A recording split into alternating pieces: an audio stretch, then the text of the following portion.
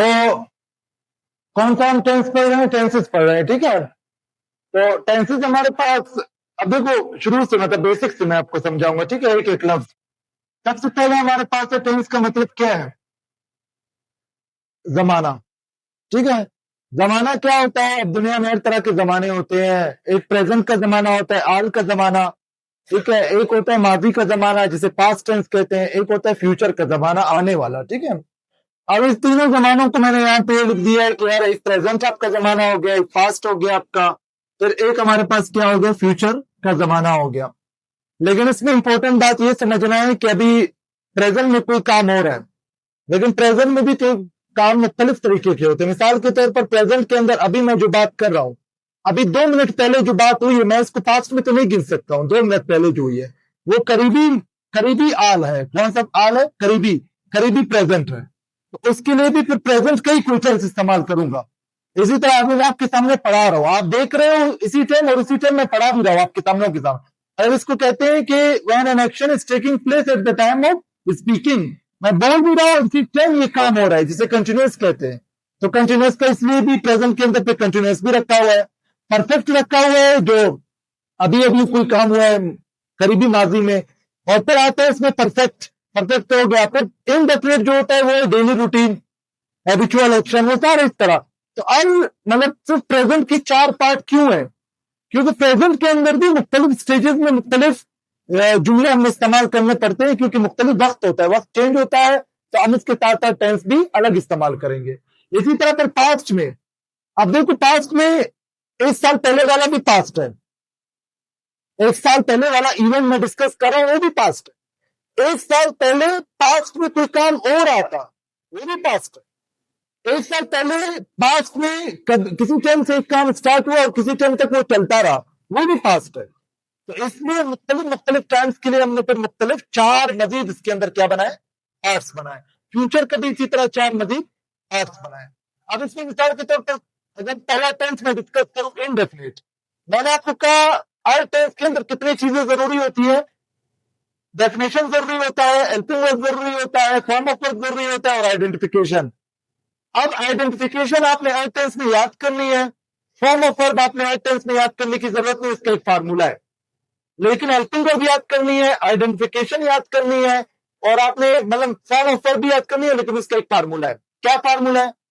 तमाम present indefinite है तो पास्ट इंडेफिनिट भी है। प्रेजेंट इंडेफिनिट में कौन सा फॉर्म इस्तेमाल होता है? First form. पास्ट इंडेफिनिट में सिर्फ सेकंड फॉर्म इस्तेमाल होती है। फ्यूचर इंडेफिनिट में सिर्फ वर्ब की कौन सी फॉर्म इस्तेमाल? फर्स्ट। फिर कंटिन्यूअस में, तमाम कंटिन्यूअस टेंसेस में कौन सी आईएनजी, कौन सी फॉर्म लगती है? वर्ब की आईएनजी फॉर्म लगती है, प्रेजेंट हो, पास्ट हो या फ्यूचर हो। तो इसका मतलब 3 टेंसेस यहाँ पे क्लियर हो गए। आप याद रखें 6 टेंसेस में सिर्फ आईएनजी फॉर्म लगती है, तो आपको अलग अलग याद करने की फिर क्या जरूरत पड़ेगी? 6 टेंसेस में आईएनजी फॉर्म लगती है। एक तो तमाम कंटिन्यूअस में आईएनजी लगती है, दूसरा तमाम परफेक्ट कंटिन्यूअस में, चौथे टेंस में परफेक्ट कंटिन्यूअस में, उनमें भी कौन सी फॉर्म लगती है? आईएनजी। तमाम परफेक्ट टेंसेस में कौन सी फॉर्म लगती है? Third form. तो इसका मतलब फॉर्म ऑफ वर्ब को भी अलग से याद करने की जरूरत, यहां तक क्लियर है? तमाम इंडेफिनिट में फर्स्ट फॉर्म सिवाय पास्ट इंडेफिनिट के, तमाम कंटिन्यूअस में और परफेक्ट कंटिन्यूअस में आईएनजी फॉर्म, और तमाम परफेक्ट में थर्ड।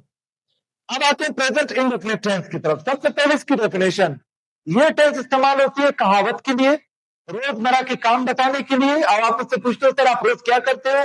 मैं कहूंगा मैं सुबह उठता हूँ, नाश्ता करता हूँ, फ्रेश होता हूँ, फिर अकेडमी आता हूँ, स्कूल आता हूँ, बच्चों को पढ़ाता हूँ, कापियां चेक करता हूँ, फिर वापस जाता हूँ, और जुमले के आखिर में आपको ता नजर आ रहा है, तालिफ्ता। ये कौन सा टेंस है? ये प्रेजेंट इंडेफिनिट है। ये अंग्रेजी में सबसे ज्यादा इस्तेमाल होने वाला टेंस है, और यही वजह है कि इसमें लोग जो है गलतियां भी ज्यादा करते हैं। क्यों? क्योंकि इसके फार्मूले के तहत अगर सब्जेक्ट आपका सिंगुलर हो, ई शीट या एक पर्सन हो, तो इसके आगे जो वर्ब लगता है उसमें क्या लगाते हैं? एस, ई एस और आई एस। कहाँ एस लगाते हैं, कहाँ आई एस लगाते हैं, कहाँ ई एस लगाते हैं, इसका एक अलग रूल है। ये नाउन की तरह है। एक होता है अंग्रेजी में वर्ब, एक अंग्रेजी में होता है नाउन। नाउन होता है जैसे डेक्स, डेक्स को अगर बोलूंगा डेक्सिस, तो ये हो जाएगा क्या? रूलर। लेकिन जो वर्ब है मतलब प्ले, जैसे खेलना, अगर इसके साथ एस लगाता हूं तो ये क्या बनता है? वाइड। ये कंसेप्ट अभी थोड़ी देर पहले मैंने आपको समझाया था। अगर मैं कहता हूं ही, तो उसके सामने वाले वर्ब जो प्रेजेंट इंडेफिनिट टेंस में है उसके साथ क्या लगाऊंगा, S E S I S लगाऊंगा। अगर मैं कहता हूं फॉर एग्जाम्पल अहमद, अहमद एक बंदा है ना, तो अहमद के नाम के आगे जब जो वर्ब लगेगा उसके साथ क्या लगाऊंगा, एस ई एस और आई एस। अब आप ये सोच रहे होंगे कहाँ एस लगाएंगे, कहाँ ई एस लगाएंगे, कहाँ आई एस लगाएंगे। तो भाई ये कंसेप्ट आपको क्लियर होगा जब आप इसके रूल्स को पढ़ोगे कि कहाँ लगाना है और कहाँ नहीं लगाना है। वो मैं आपको नाउन जब पढ़ाऊंगा उसमें सिखाऊंगा।